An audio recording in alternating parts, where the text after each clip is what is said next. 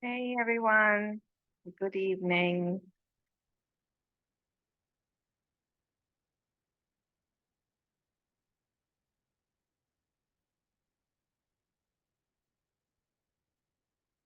If possible, please turn on your video so I can see who I'm talking to.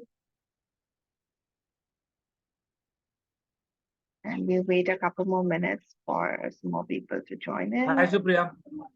Hi.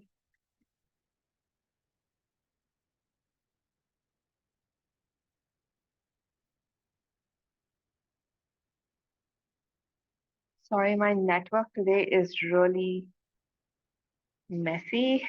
So in case there's a disruption, don't worry, I will join back in.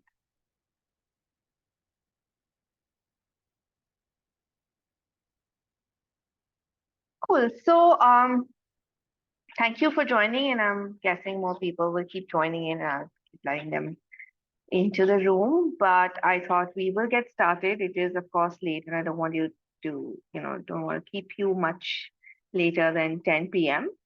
Um, so I had shared this sheet in one of the emails saying that if you have any questions, please feel free to drop in a note in those in that Excel sheet. And one of the questions that kept popping up again and again, both in the WhatsApp group and on that sheet, was about the role of AI and is it still worth it to be a content writer? Um, so I thought maybe I will address that elephant in the room, though I've talked about it before. Um, so I thought let me just give you a little bit more context of where that is going before I start taking questions from each one of you. So I have spoken about this a little bit before in terms of um, saying that there is, when it comes to I have a very different perspective. Okay. And people who are a part of my mentorship cohort know what I think about it. So Sandeep is here. I think I saw Sarish as well. Uh, and my belief is that AI is going to take over everything, right? It's not it's not just content writing, which is um, if you would consider it as a threat, it's not a threat only to content writing, because if you look and it's you just need to look at history to see how every advancement in technology has led to some jobs becoming obsolete. Yeah. Some so I was just talking to someone about this a couple of days ago, and I told them that when I was young, which is many many decades ago, um, people would say that if you could get a job in a bank, that means I come from a very normal middle class family, so getting a job in a bank was a big thing, right? That means you've made it in life, and everybody that I knew, all the you know folks around were pushing their kids to take those banking exams. And just a few years down the line, if you notice today, how many of us really go to a bank branch, right? So all of those teller type jobs, the little things we used to walk into a bank for, all of that has become obsolete. It just doesn't exist anymore. Um, and those people who were doing those roles before have had to move on to something else. Yeah. And now we talk so much about autonomous vehicles, right? And I was reading this article some time ago, and it talked about how autonomous trucks are already flying on roads, maybe not in India, but in other countries. And what they do is when these autonomous vehicles come into play, they take away jobs from those truck drivers, right? So those truck drivers need to figure out what they need to do next, right? Um, so coming from a tech background and writing so much about tech every day, like literally day in and day out, I'm talking about AI and its uses in different contexts, in different industries. And it's not just, like I said, not just content writing, even like analysts, consultants, all these knowledge workers are wondering what's going to happen to them once you know, technologies like GPT-4 Advanced even more. I was attending this webinar a few days ago, and it was hosted by, I think, one of the consultants in Meta. And she was talking about how you can use AI to, like, tools like ChatGPT to become stronger consultant, and how with the tool you could cut down the human effort required in consulting, in building those decks, etc. Um, to really compress the time needed for consulting from hours and hours and hours to a couple of minutes, and consultants charge by the hour, right? So you're like really compressing that window of opportunity. And I had a call again with one of the prospective clients who built this amazing platform, which is AI based, and of course also some other technology, which is like with just a plug and play system. I don't know how many of you know digital twins, but digital twin is like, suppose I'm sitting in this room and somebody can just drag the items that I have in this room and create a digital room which I can walk through in a VR. And then, as an architect, for example, if I'm setting that up, I can say, hey, move that chair here, or, put this lamp here. And, the 3D models that take weeks to create today, they were able to do it in just a matter of 15 minutes on the call in front of me, right? So technology is going to be a big part of our life, but we don't have to sit and cry, that the sky is falling on our heads. It's not. Um, the change is inevitable. What we have to start thinking about is, how do we now upskill ourselves to deal with this change? Yeah. And this is what I keep saying again and again in the WhatsApp group, and in my emails and in my course as well, that as content writers, and that's why this community is called highly paid content writers, because um, AI is coming as a tool in your arsenal, right? It's going to help you research faster, write faster, get that first draft out. So it's going to compress that timeline which is there, right? So AI is bringing that capability of stringing words together, doing very quick research, um, and giving you something that you can base your ideas on. Yeah. But if you are a content writer who's at that level where you're just stringing words together and creating functional content, and I've spoken about this before, which is, functional versus magical content. Magical is what leaves readers thinking that, yes, it added some value to me. Yes, it made me feel awesome. Yes, it was amazing, and I got some great insights from what I read. So if you know, um, if you continue writing just functional content, yes, you could be in trouble. But if you're willing to upskill, if you're willing to put that time, effort, energy in becoming a better writer, there is still a lot of scope and a lot of demand for this kind of work. Because again, like I have said before, content is something that every business on this planet needs, right? Everything that people like, what I'm talking to you is content, right? A podcast is a content, a video is a content, product descriptions are content, blogs, articles, emails, the standard formats of writing are also content. So every business needs it, whether to talk to their customers, or to have internal documentation, or to sell their services, or to educate someone. Content is not going anywhere. Yeah, it's just how you are able to make a space for yourself in this arena that is going to decide whether you can have a successful career in this space or not. And I'm being very blunt about it because the topic has come up again and again and again. I would still continue to see AI as a tool which is helping me do things faster. But I do believe that from a skill perspective, from generating an output that is immediately usable, it still has a long way to go. So I hope that answered some questions that you had around this. What I also want to do, so I do use ChatGPT nowadays. I'm exploring what is the possibility around it, and I do have a paid version for it. So just before this call started, I thought, okay, let me just check what ChatGPT has to say about it. And let me share my screen with you. To 1 second.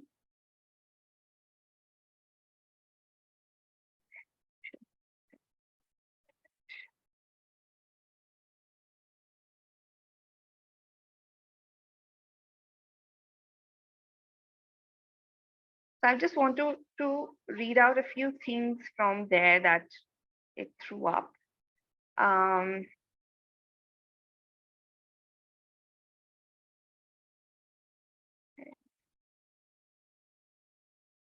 can you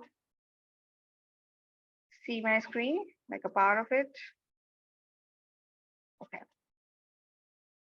So it of course told me what AI can help writers for, that it could automatically generate a lot of content. It could. So I think point two is really important, where it says it can improve efficiency and productivity. Um, and yes, I see it, but if you notice, the keyword here are repetitive or lower level writing tasks. Um, and I've also found that, of course, because right now the model is only trained till September 2021 data, it's not very helpful when it comes to my work for research. But yes, it can throw up some interesting things, and I'll show you how I used it to, create some topics that I could write on. But where you need to focus, the human writers need to think about strategy, planning, editing, narrative flow. And I think that is the most important part, according to me, making sure the narrative flow is coherent. But you can, get these very basic first level drafts from these kind of tools and then work on them to improve overall output from your end, right? Uh, and this was also interesting in terms of personalized content, right? Maybe you've written that one narrative flow for one persona, and then you can use these tools to then say, okay, now replicate this and customize it for different personality types. And that way, when you're doing ads, etc., it just makes it easier for you to deliver those. But your skill still remains in creating that first level of content that is, emotionally connected to audience. It's persuasive, it's influential, and tells a better story, right? uh, so then of course it also told me what are some of the things that AI would not be able to do.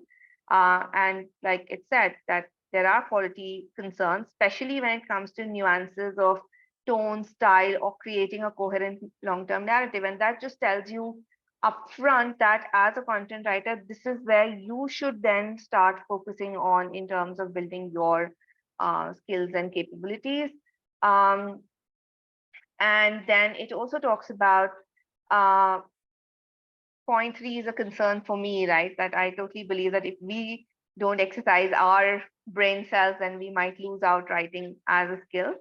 But then I also asked that, if it's evolving further, is it wise for me to consider a career as a content writer? Because that's the question you guys are asking me, right? So the AI says yes, it's still, relevant for you to consider a career as a content writer, because while AI can generate content, you have some skills and capabilities that AI cannot replicate, and these are creative and critical thinking. And people from the cohort who have joined in, this is what we have been, talking about in week 2 and week 3 that we're going to get into. That how do you structure, understand your audience, figure out what the reader wants, structure a piece of content in a way that triggers emotions and communicates the intent of the message, right? Of course, adjacent areas of content also become important if that's what are the skills that you want to develop, in terms of figuring out what is the overall content strategy going to be, what's the brand voice going to be, who are the people they need to target, and so on and so forth, right?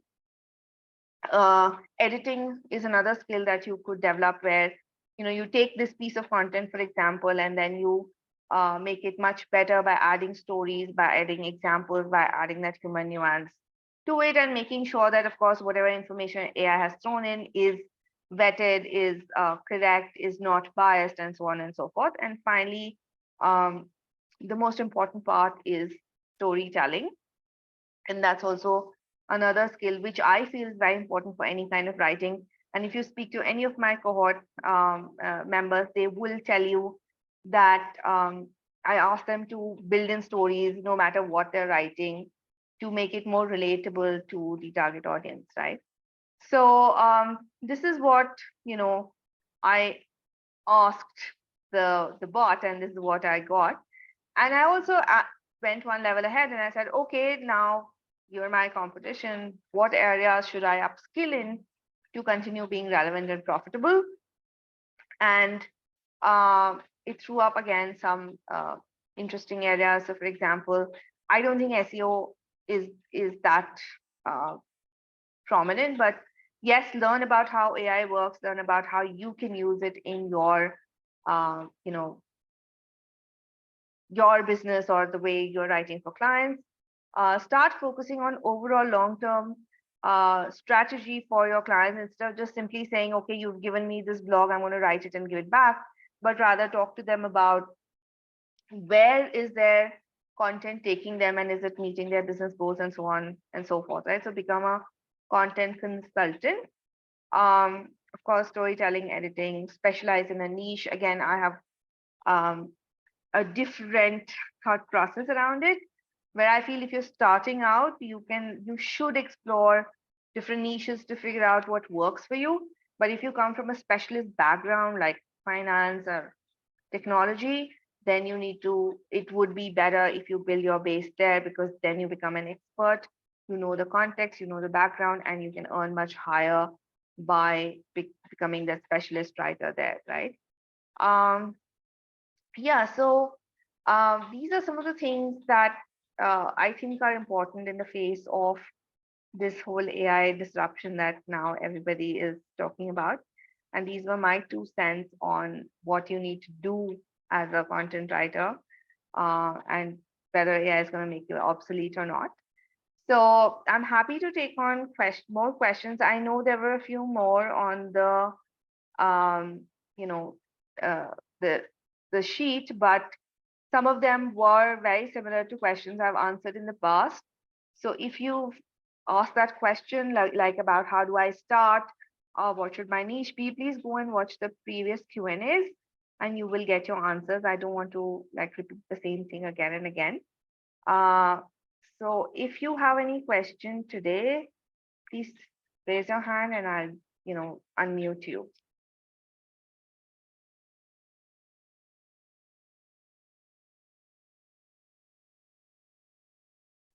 Anyone? No questions?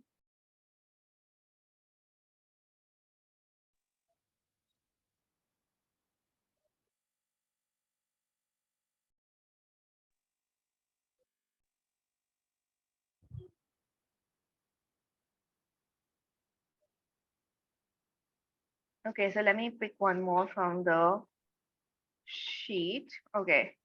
What are, oh, how can fiction writers get well-paid opportunities as beginners? That's an interesting question. Now,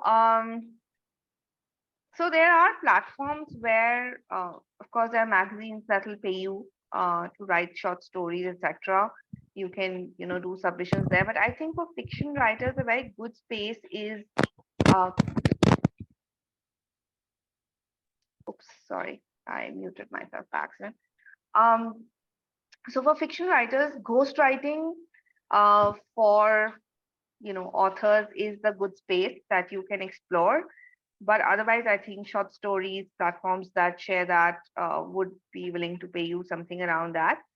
um, I don't operate that much in fiction space, so I don't have you know a very well thought out answer for that. uh, okay, so there's some questions on chat. um, how do you improve the speed of my writing? Okay, that is an interesting question. Um, I think that comes with practice, right? And it comes with expertise in a particular subject. So when you write over and over in a particular area, then your processing time reduces, right? Because you already know most of what is happening around and you don't have to spend so much time researching it. So when you start writing, then it just becomes easier to pen down your thoughts. So I would say only practice is the answer to increasing the speed of your writing. So try and, set up some time every day and try and write maybe at least 500 words a day to sort of get into the, rhythm of writing. Shweta, I see your hand is up, so maybe you can unmute yourself and ask your question. Good evening, ma'am. Hi. Can you hear me? Yes, I can. Yes. I would want to know, ma'am, what would you advise for a beginner content writer who has just created her profile in LinkedIn? What sort of content do we post there to, just to uh, start off as a beginner one? Okay. So I'm not going to go into detail in answering this question because my last webinar was about this, like entirely about how do you get started as a beginner content writer. But because you specifically asked, what do I post on LinkedIn? Yes. I would say, I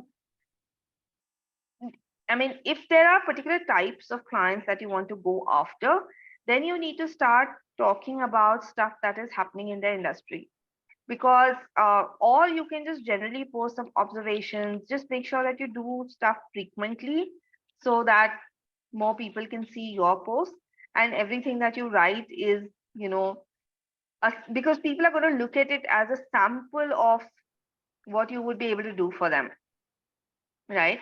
So you can pick topics that you really like. You can pick topics that you want clients in. So, for example, let's say if you write about well-being and spirituality, maybe you could start doing some posts around that. You could comment on current topics if that's what you're comfortable with.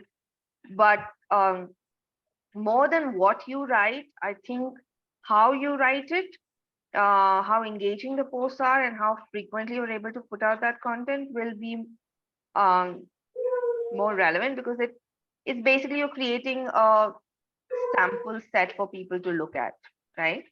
So in Um, short, that too becomes a part of my portfolio, right? yes, yes, because people want to go there. They're hiring you as a content writer, right? They're not hiring you Correct. as an expert, so they are just going to see what is the kind of writing that you can do for them. And of course, if you write other blogs, etc., you can share links of that also on LinkedIn. Okay. Thank you so much, ma'am. Thank you. No worries. Um, okay. Shravanti asks, is a personal blog necessary? Well, I don't have one. So I'm going to be biased and say, no, it's not necessary. Having samples of your work is necessary. Um, how to increase the vocabulary? Okay, again, I have a very different viewpoint here. Um, and Girish, are you there? So I keep telling people um, that your vocabulary doesn't matter as much as your grammar. Yeah. So so instead of focusing on building a vocab, focus on getting your grammar perfect. Yeah. When you're able to write, I think the best writing is written in the simplest of words. I try and avoid complicated, convoluted words at all times. Even when I write for CEOs, I use the simplest of language possible. I use the smallest of sentences possible. And sometimes, like one sentence would be just one word. Yeah. So I think because what is the intent of communication, right? You're not here to showcase how well you know the English language. You're here to communicate your client's message to their audience. And the simplicity of language does the best job. But, and a good vocabulary is no use if you don't have the grammar to go with it. Because grammar is what communicates meaning, right? Um, Even if you use a very simple word, but you use good grammar, you've conveyed the meaning. If you use complicated words, but you've messed up the grammar, nobody's impressed. So I wouldn't really recommend focusing so much on vocabulary. And I hope that answers the question. Um, to all those who are asking me, how do you start the journey? Go back and listen to my last webinar. That is totally about, the 3 things you need to do to get started as a content writer. Um, what should be the ideal length of a post for a blog and for LinkedIn? So typically, when I write blogs for my clients, those are around 600 words. For SEO purposes, some of them want over 1,000 to 1,500 words. It depends what is the point of the blog and why you're writing it. If it's an SEO one, you might want to write a longish version. If you're just intending to communicate one single point, then 500 words is pretty good length. LinkedIn posts, again, I personally, it depends on who your reader is, right? And what is it that they prefer. So for example, when I write for tech leaders, it's very obvious that they don't have the time to sit and write those long posts or sit and read those long form posts. So we end up writing something which is just 50 to 80 words, right? But if you're writing for a B2C audience and you want to communicate something more meaningful, you want to communicate through a story, then those posts themselves could become 200, 300 words. So it totally depends on who your audience is. There's nothing like an ideal length that I can recommend um, just out of the blue.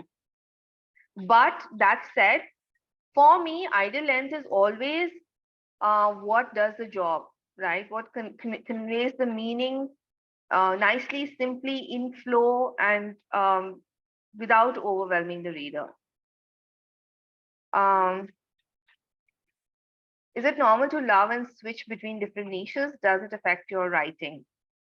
I think switching between different niches is actually a great way to practice your writing skills, because as a content writer, you have to have versatility as one of your skills, right? That you have to be able to write for different people in different tones, different voices. And when you experiment with different niches, um, you're forced to change the style of writing, change the kind of content that you do, and that gives you good practice to uh, you know increase your flexibility as a writer and increase your capabilities as a writer. Okay, anyone who wants to ask a question in person?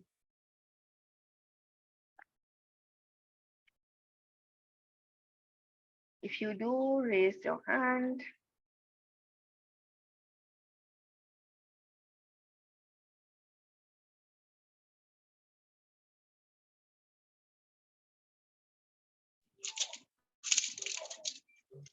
Okay, so here's another question.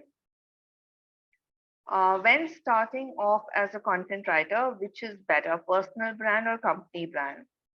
Aarti, I'm sorry, I didn't understand this question. Do you mind elaborating on it?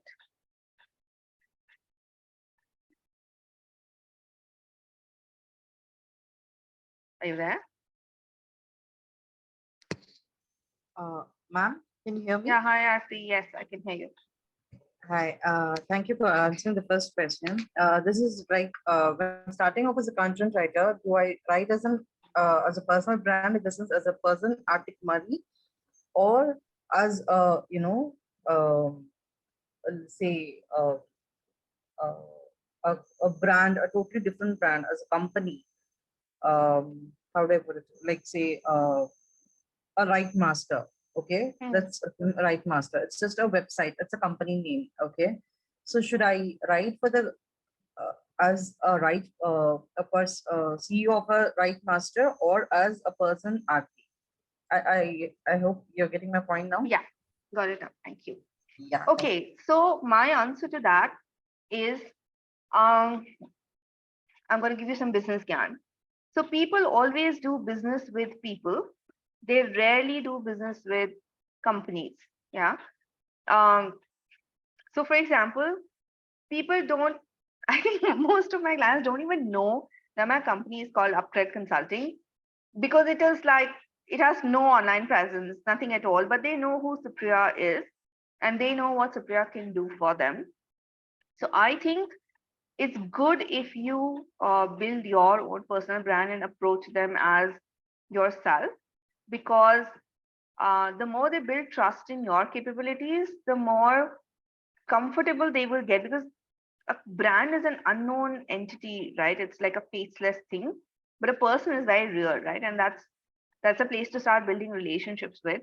And then no matter what your company is, like for when I quit my corporate job, I started a company with two of my partners, and I was there till 2018. But I quit that in 2018, and I started freelancing under, as just generally. And then 2 years later, I started again a private limited company, which is called Upskill Consulting today.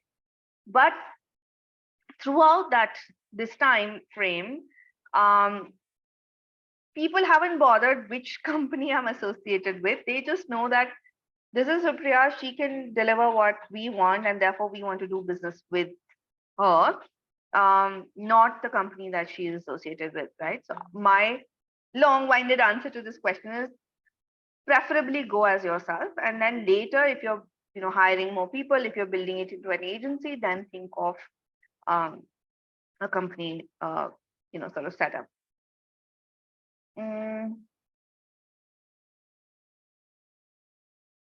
Where could we build a portfolio? Okay, that's also an interesting question. I think Google Drive is a great place to build portfolio. Um, but how you send the portfolio is also important. Often when I ask people for samples, what they do is they send me just one very random Google Drive link, which will have like 500 articles, and I don't know which one to refer. Yeah. So have a portfolio, let's say in Google Drive, which is the simplest, easiest, cheapest way to, have something together. But when you're sending a link to a client of that portfolio, customize it. Because all you have to do is copy paste some articles and put it in one folder and label it saying, Supriya, look at this, right? And that makes my life much more easier. And that's what happens to other clients as well. So where you have your portfolio is less important, and how do you send your portfolio is more important. And again, to give you a personal example, what I do, I don't even have a Google Drive folder, right? I have one deck that I've created for my profile, which talks about who I am, what is my experience, what are the kind of outcomes I've delivered for my clients, and then one slide with some links to articles that have been published. And those 6-7 slides is what I send out. And the person who's getting those articles can click on those links and see what I have written. So my portfolio literally is just that PPT, which is converted to a PDF document. I don't have Google Drive. I don't have a website. I don't have like any online presence that people can go and see. So you can do that as well. Like if you have any published work that you can showcase, you could send links. Otherwise, put stuff in Google Drive and then send that link.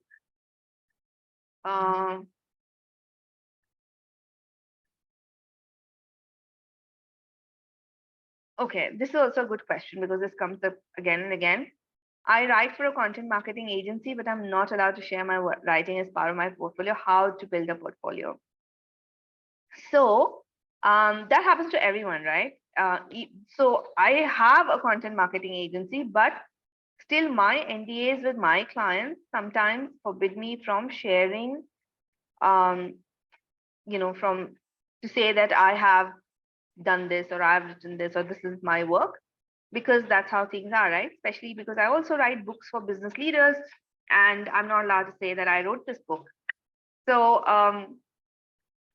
what I recommend to people is create a portfolio of your own samples.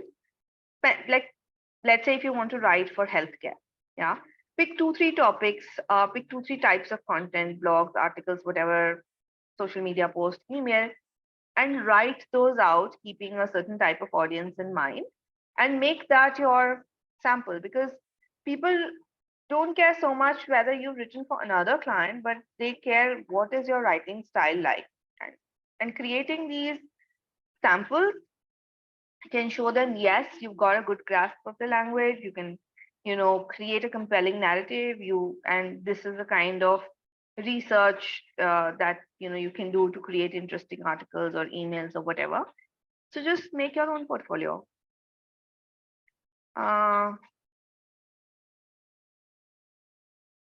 Okay.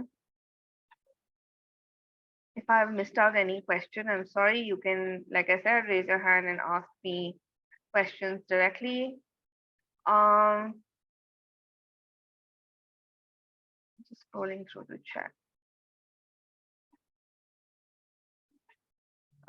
There's a question which says, tell me some good books to improve writing. So on the WhatsApp community of this group, I think somebody posted a very long list of books. So you can join the community and you can access that list there.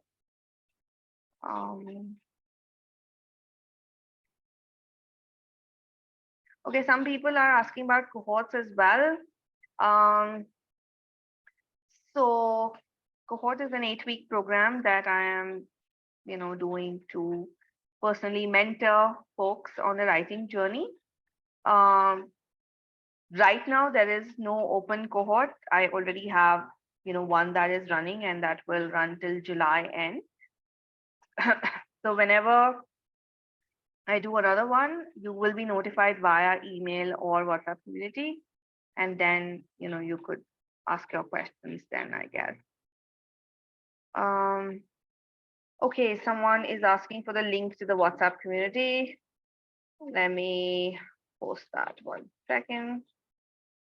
So what you will have to do is fill a form to express your interest that you want to join the WhatsApp community, and then someone from the team will add you to the list. I'll send that link in a bit. Okay, so there's one more question. As a newbie, how and where do I get clients from? Also, on what basis should I charge them? So from a rate perspective, it would be good if you go back to the 30-day course, and there is an email specifically about pricing. So you might want to look at that again, because that's very comprehensive, and that's really the only way to price your service, unless you want to do a per word rate, and then that is that's a mess. Because like I said, if you noticed on the WhatsApp group also, when I do these polls, people are getting paid as low as like less than 50 paisa a word, and that's insane. I mean, you could write thousands and thousands of words and still not get paid enough. So getting into per word rate sort of puts you in a very bad position to negotiate. But knowing how much your time is worth or what you want it to be worth, and then I would, yeah, mute yourself. Thank you. So, what's I think? Yeah. And then pricing per project, that, okay, I'm going to charge, if there is a 500 word blog, I'm going to at least charge 500 rupees for it, right? That would also help you niche down who are the clients that you want to go after, right? Because the first question you asked was, where, as a newbie, where do I find clients? First, you have to figure out who are the clients that you want. And my simple way to find new clients is, one, my circle of influence. Who are the people I know and who do they know, right? So it's like it's an iterative process. First, you figure out who are the clients that you want. And it might sound counterintuitive to people who are just starting out, because, you're like right now open to doing anything which comes your way, which is also good. I'm not saying it's not. But if you are actively chasing after some clients, you need to know who these people are, and are they willing to pay you those rates, right? So first, figure out which are the companies. Let's say, suppose you want to work with L&T, right? Then you go on LinkedIn and figure out, okay, I want to work with L&T Infotech. Who are the people who work there, right? Who are the people in the content department? Am I connected to them directly? If not, then do I know anyone who's connected to them directly? Can I ask for a recommendation? If not, can I send them a connection request, and when they connect with me, start a conversation with them, right? So those are the ways to go for and look for clients. If you really, really want, of course, there are lots of content marketing agencies out there who are always on the lookout for writers. I think, and of course, there's lots of work on Upwork and those kind of sites as well. So if you're like really, really starting out and you just want to test the waters, those are great places to get started. But if you really want to make it in the big leagues, then and get really, get paid well, then the only way is to work with clients directly, because otherwise a lot of things get cut in the uh, in, with the middlemen. Um, should we be active on LinkedIn to get clients? Should we post regularly, engage with people to land on the project? Yes, I think it's good to be active on LinkedIn regularly to showcase your skills, your capabilities, to engage with people.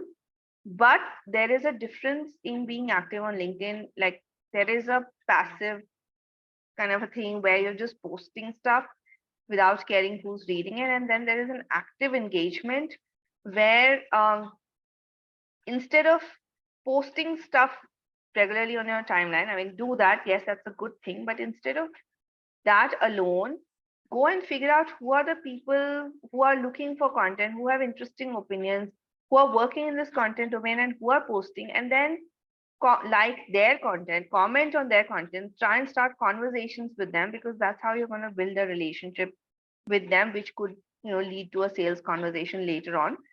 So it's not, LinkedIn is not only about posting on your feed, it's more about engaging on what others are posting on theirs. And then therefore it's very important to connect with those people that you really want to target as customers later, and then go and keep engaging with them over and over again.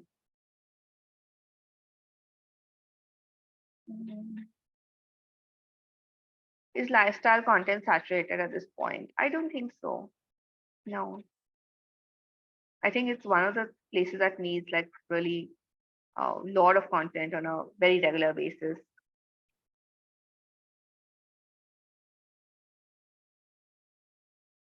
Okay, so there's a question which says, which is the best site for freelance gigs? Can anyone from this group answer that?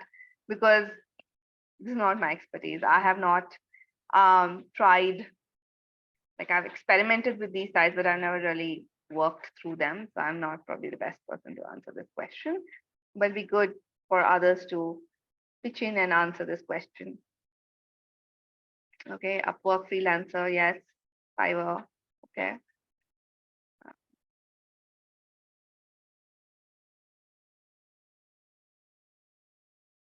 Anyone else?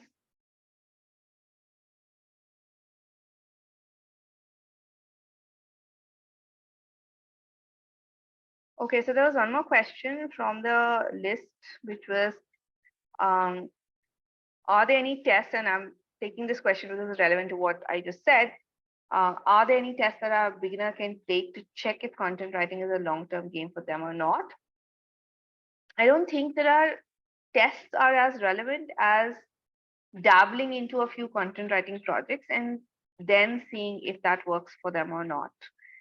So go to these sites that Sandeep has kindly put up, maybe pitch for a project, and see if you're able to, work around the kind of, because writing for yourself is easy, because you are your own client, you know what you want to write, but writing for someone else is very difficult. And the the way to make big money is to write for other people, which is the brands and the influencers. Um, and there are a lot of constraints come into play, right? Um, they may have different opinions than you have. They might have a completely different tone and style. They might nitpick on a lot of different things. They might confuse you with different ideas, and you have to sit and wade through all that information that they gave you to really make sense of what they're saying. Sometimes they don't know what they want to say, but they want you to figure it out. So a lot of interesting constraints come in when you're writing for someone else, and trying those projects out up front might give you an insight into whether that's for you or not.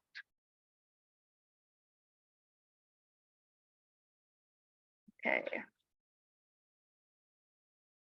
For a beginner, is it advisable to start blogging with Medium, or should someone opt for their own website? I think, making your own website is a bit overrated also. I would definitely go with like Medium or another free blogging platform if you really want to uh, blog. Unless you want to like become a blogger and attract that affiliate marketing income and so on and so forth, then of course you might want to create your own blog. But otherwise, Medium is a great site. Mm.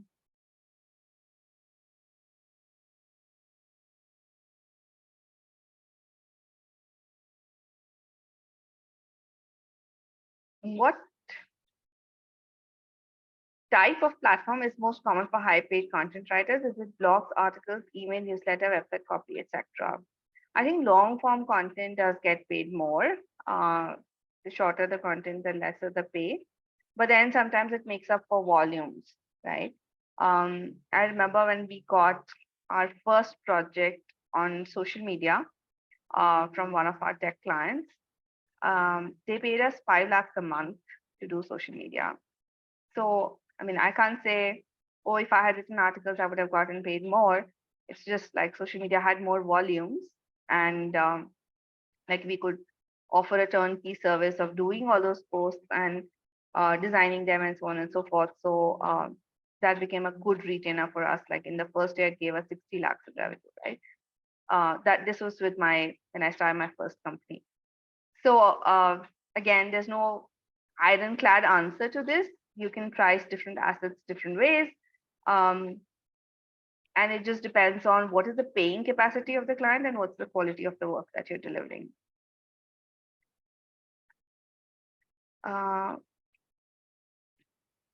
Okay, so there are more questions on blogging. Is there scope for a blogger as a career only in blogging or other forms of writing? So yes, sure, why not? Like for example, me, I still write mostly blogs and articles. I very rarely dabble into other forms of content because they are lower paying for me, and social media is like a massive beast to tackle when you're like working in as a solo entrepreneur. So I mostly do blogs and articles, but mine are thought leadership articles. But yes, if you want to become, let's say, a blogger and you want to write on specific niches, you can work with 3-5 clients who want um, blogs for their websites, and that should give you enough volumes of work coming in. You don't have to write all types of content formats to get started or succeed as a content writer. If someone actually wants to establish a personal brand as a blog, how reasonable is it to achieve it, and is it profitable enough? So this is a question digital marketers can answer better. Yes, it is possible. Yes, it's doable. There are a lot of people who are doing it, and I think quite a few of you have attended Deepak's digital Deepak's courses, etc. So he's taken this route, right?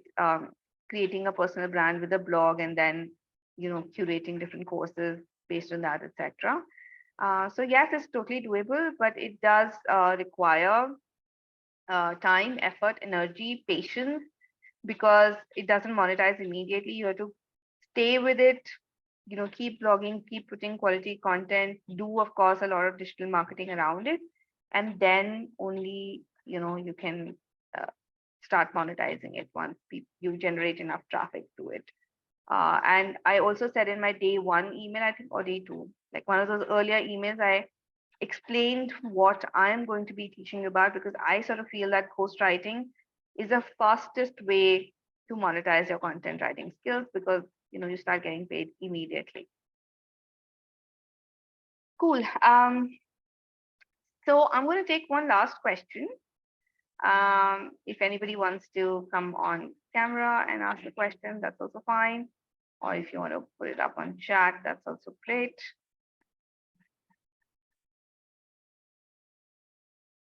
Sorry if I'm low on energy today. I spent 5 hours on road. So it's like a little, I just got back home at 8. And now I'm feeling the energy drain. Shweta, hi. Hi, ma'am. Once again, hi. We hear a lot, and you also said, to write daily at least 500 words. Can you please tell me, like, what exactly can one write on a daily basis to, improve as a writer? Okay, that's also an interesting question.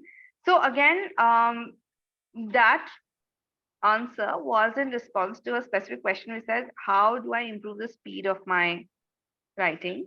Correct. Yes. And Yeah, and I think Sandeep has put up a website, which I'm assuming is going to give you some prompts. So there are these websites, which maybe I'll dig out a few and send over an email, which give you daily prompts that you can write on. Okay. And it again also depends on what is the kind of, you could create an accountability group, get an accountability partner, give each other topics and then write on that, because I know sometimes, it's very difficult to just get started in terms of what should I write about. Um, Ideally, I would say, even if you're writing 500 words for your own practice, try and see if you can find a paid gig to do it, right? Because all these platforms, Leap also listed, do have lots of projects going on. So, I mean, whether it gets accepted or not, you at least get to see what is the demand in the market and write according to that. So when later, if they require samples, you do have some things ready. Um, so these are some ways to figure out what you want to write. Okay. Thank you so much. Cool. Awesome. Great. So if there are no more questions, I think we're gonna end here today. Thank you so much for joining in. And like I said, there's lots of good stuff that we spoke about in the previous session. So if you have time, go over those as well. There are lots of questions that have been answered there. I'm definitely going to send this recording to you guys in class. You can refer to it again. Yeah, till next month. If you have questions, keep them safe and I'll come and try and answer them in person. Thank you so much. Good night.